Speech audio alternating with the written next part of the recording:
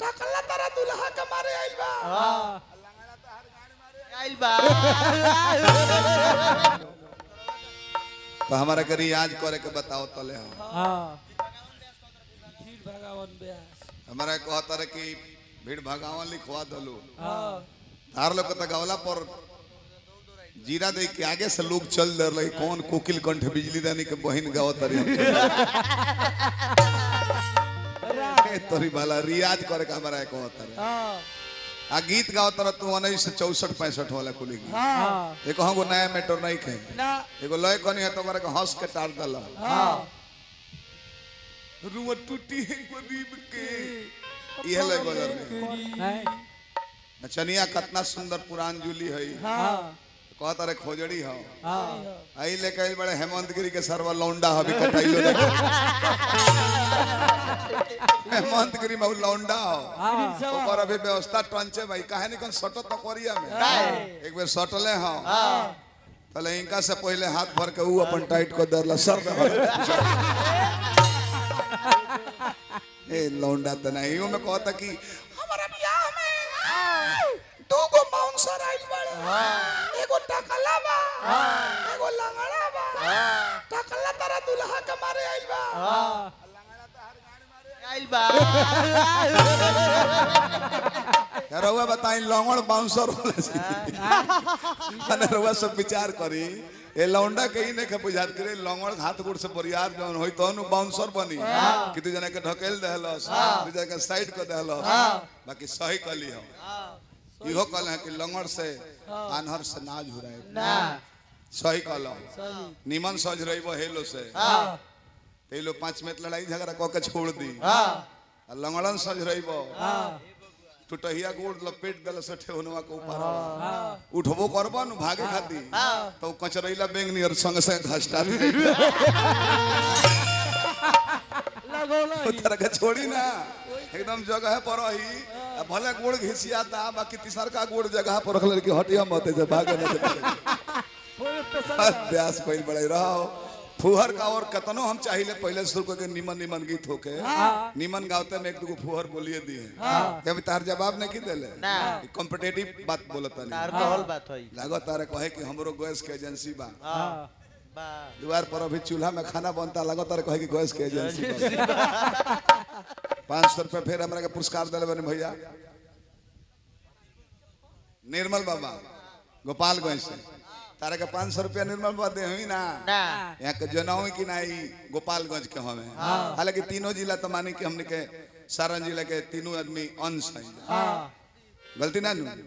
भाई तने गीत संगीत में चलो हाँ तना बात बोलो जल एक राउंड राम जी बूढ़ आदमी है बाकी जाए दी हां सेठ चचा बहुत बोले ले लू तो बतावे के ना पड़ेला ना एकदम बुझा जाला कि नॉन मैट्रिक हमें बोलल के पर बुझा जाए कि नॉन मैट्रिक हमें बाना एक बार तू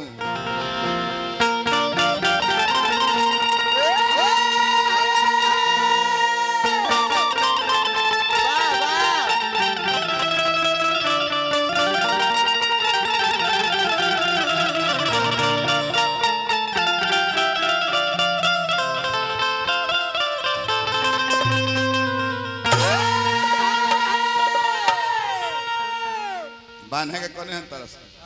बांध बहल हां हई बेंजो लपगर मा गइल बड़े पतर के हमारो कहल जे ना मानेला में लात से मारल जाला बताई किलाटो वाला के बैठला के बादो कहतर के जूता ले मारो मारो आ कहत करले हां हां खड़ा करो खड़ा करो एक दिन हमरो के कोनई में लगल कहे काहे बैठ के गावता खड़ा हम कहे कुंवर जी शुगर हो गइल बा 52 साल उम्र हो गइल बा कमजोरी होता अब खड़ा करे के मत कहो ऐसे कि 45 मिनट खड़ा करे में लगता देह के टांग के तब खड़ा करे के पड़ता है अब हिम्मत नहीं थे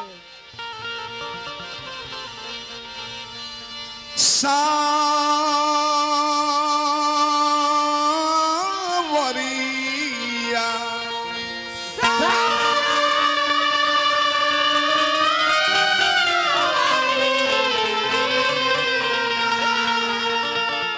सावरिया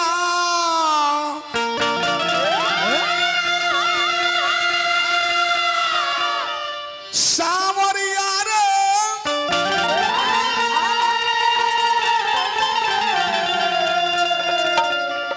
कि अब डरना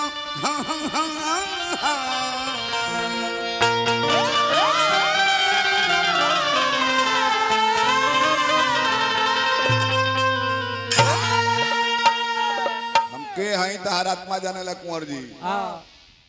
दौड़ दौड़ के कमर हिला के डांड डोला के सीटी बजा के तेरे को कला लगाओ तारो हाँ तहार गीत लोग सुनता हाँ एको राउंड हमारा नहीं तनी कुर्सी धक एक जगह बैठ के गा दी हनु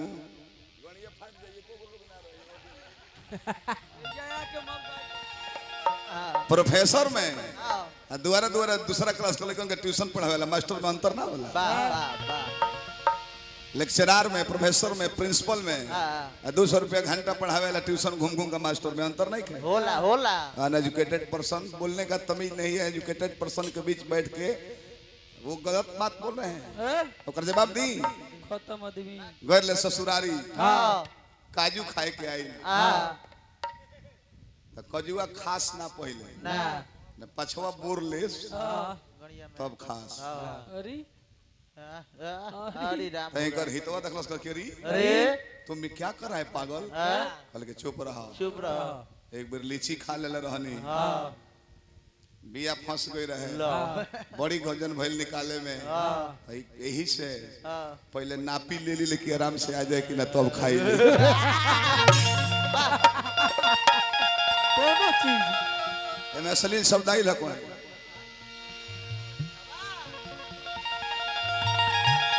कि करनी के भोले भैया सबका भेटाला निमनो बने का प्रयास करो तो का करो हाँ हे जौआ के संगे संग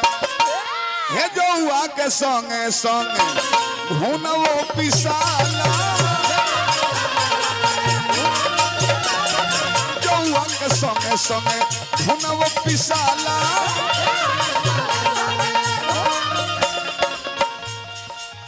करनी के भोले चाचा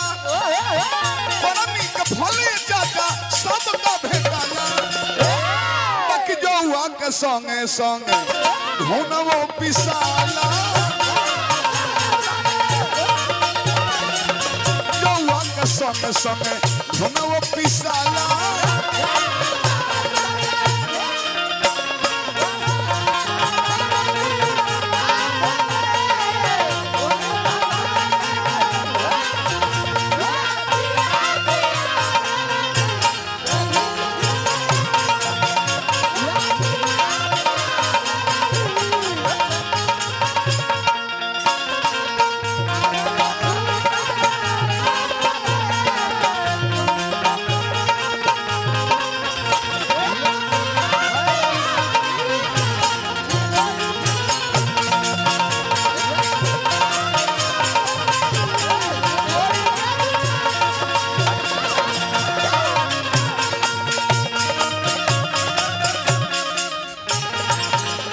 जौ के संगे घोन कहा पिसाइल बा कहाँ संगत ना छोड़ब तो पिसाए के पड़ जाए हाँ रावण महाज्ञानी था हाँ लेकिन गलती किया था अहंकार करके हाँ। सीता को चोरी करके हाँ। ये बताई कुंभकर्ण के कौन गलती रहे हाँ सेठ चाचा कुंभकर्ण संत प्रवृत्ति के रहे हाँ जब जगावल गई रावण कहले कि लड़ाई में जाना है कहले कि हमको क्यों जगाया गया क्यों? इतने महारथी रहते हुए हाँ। विश्व विजेता के रहते हुए हाँ। इंद्रजीत मेघनाथ के रहते हुए हाँ। हमको क्यों जगाया गया क्यों कहले कि बहुत लोग मरा गइल बा हाँ तो का कहले रहल तो सीता के हरण कहलस कि भैया भुला गइलो ब्रह्मा जी कहले रहले कि देवता लोग से कोनो डर नहीं खे त्रिदेव से कोनो डर नहीं खे बाकी जहिया तारा पर नर बानर भालू के चढ़ाई हो जाई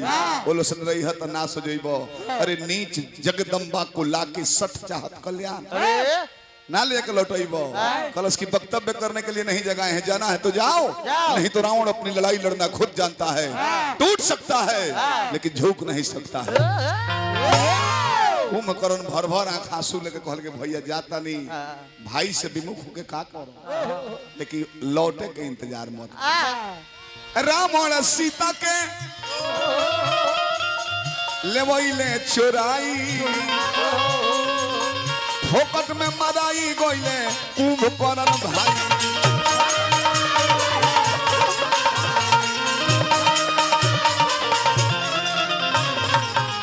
रावण सीता के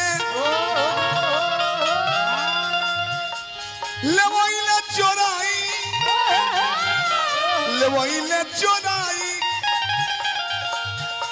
फोकट में मदार गोइले कुंभकर्ण भाई जो निमन भाई रहल कि भाई विभीषण के अरे लात मारल जाला बक जौआ के संगे संगे अरे जौआ के संगे संगे घोनवो पिसाला जौआ के संगे संगे घोनवो पिसाला और जाई